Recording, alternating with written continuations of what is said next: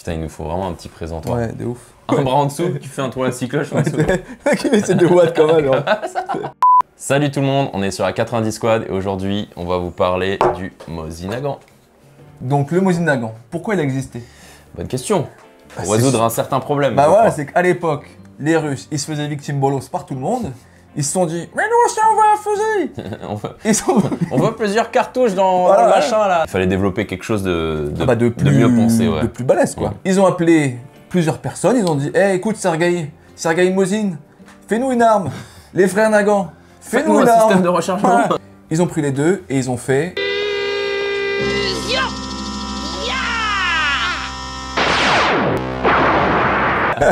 le Mosin Nagant. Pour le produire en masse, donc ils ont fait appel La sous-traitance. en partie En France, mais. en France. Mais t'imagines aujourd'hui Mais faire sous-traiter en France?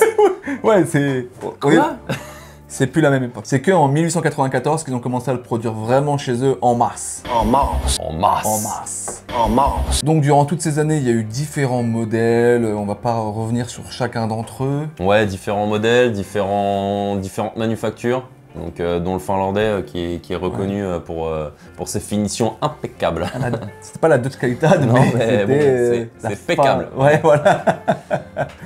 Et du coup, ça nous amène à l'arme qu'on va vous présenter aujourd'hui. Donc le Mosin, le 91-30, qui était l'arme la plus utilisée pendant la Seconde Guerre mondiale et la plus produite aussi. Ouais, du coup, il y a eu 37 millions de modèles qui ont été fabriqués en tout de Mosin Nagant.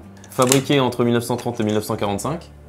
Ce qu'il faut savoir, c'est qu'il était aussi produit par les Américains. Effectivement. C'est une petite info, voilà. Au tout début. Tout début, parce que bon, c'est la Hesse. Mais on imagine, encore une fois, c'est comme faire sous-traiter en France. Enfin, les Russes qui font appel aux Américains pour construire des armes, quoi. Ouais, enfin, voilà, c'est là qu'on se dit, putain, on n'était pas dans le même monde, quoi. C'était vraiment un effort de guerre, je pense. Ouais. C'est vraiment en mode, je te déteste, mais putain, je vais te... Ce modèle 91-30, alors du coup, il est de quelle année? Celui-là, il est de 43. Et c'est un monomatricule, non? Non. Ok, donc monomatricule, ça veut dire que toutes les pièces ont le même matricule et donc sont issues de la même arme, quoi. Ouais, c'est vraiment l'arme de 0 à 100. Non, ça se dit pas. Non, mais... de A à Z. Ouais.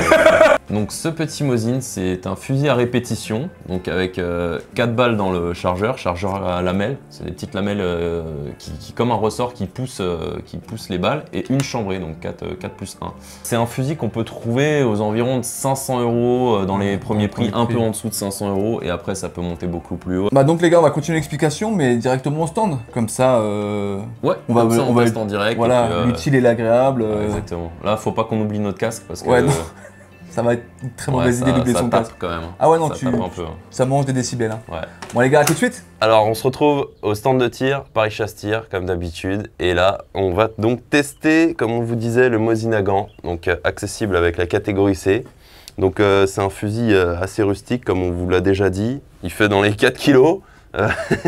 Il y a une plaque de couche en acier, ouais, donc c'est pas un truc très confortable à tirer, mais bon, on va essayer de prendre des sensations et voir ce que ça donne un petit peu. De prendre du plaisir. Voilà. C'est parti. Donc là, aujourd'hui les gars, on tire avec de la cartouche de surplus militaire. C'est de la Scorpio, donc on vous rappelle le calibre 762 54R. Donc le prix pour ces munitions de surplus là, c'est 160 € les 300 cartouches, ce qui permet de tirer pour 50 centimes à peu près la cartouche. Donc voilà, c'est pas mal du tout. Donc là, on a la balle qui veut pas se chambrer parce que j'ai enfoncé comme un gogol. Donc on va sortir, voilà, les balles. Et recommencer. Et recommencer.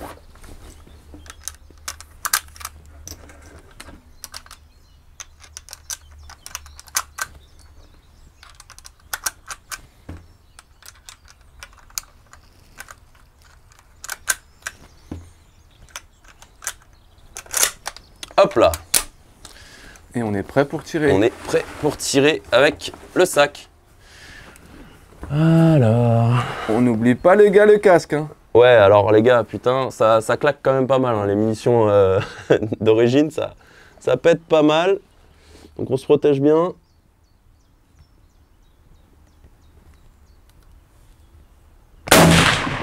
Ne pas mettre de coups de doigt aussi parce qu'on appréhende le recul, etc.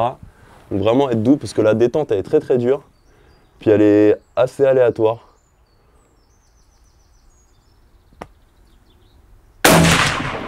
Faut venir se laisser surprendre. Tu as été surpris, Florian? J'ai été complètement surpris.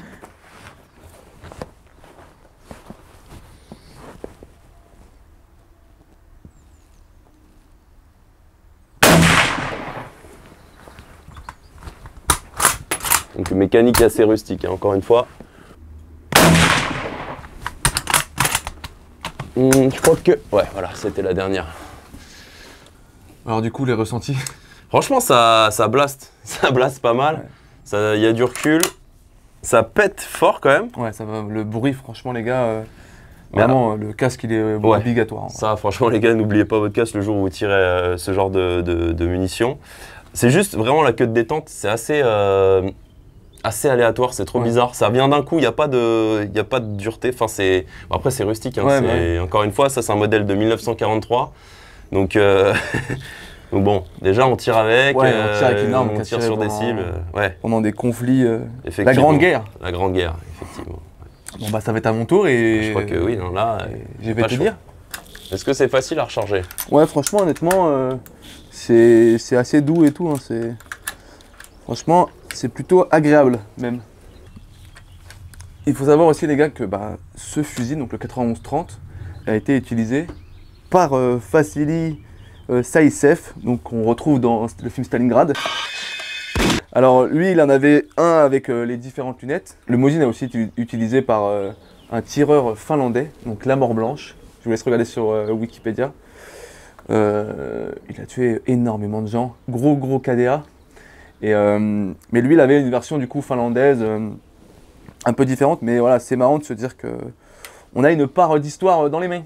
Donc, petit tir épaulé? Bah ouais, donc pour les sensations, tant que mon épaule, c'est bon. Ah bah merci Monsieur Latane hein, pour les échauffements. L'épaule est prête et là on va y aller surtout pour le ressenti quoi.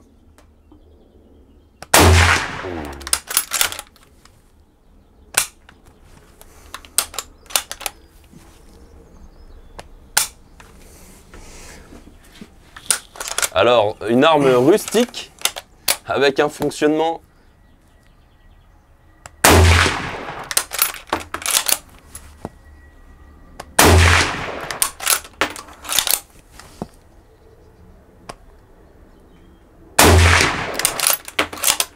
ça watt. Ça watt. Bon, franchement, honnêtement, en vrai, il y a énormément de bruit, ça fait un blast. Enfin, c'est assez impressionnant quand on est là, avec le tir. Mais en termes de sensation de recul, c'est clairement ok, tu vois. C'est si tu fais pas n'importe quoi, je trouve que par rapport aux 12 qu'on a pu essayer, les Yildiz, ça envoie à moins. D'accord, ok, ouais, pour avoir une idée. Voilà, n'hésitez pas à aller voir la vidéo du Yildiz du coup. Alors moi, mon ressenti par rapport au recul, c'est que c'est pas que ça recule moins, c'est que c'est plus sec. Mais pour moi, c'est quand même plus patate, tu vois. Ah ouais, je ouais. trouve que... En fait, t'as moins le mouvement, mais c'est plus sec, ça va plus vite. Ouais, mais parce que t'es plus surpris par la petite... C'est pas que ça, c'est vraiment la munition, c'est ce que je trouve, quoi. Ouais, après, on sait pas si elle a été restaurée, encore une fois.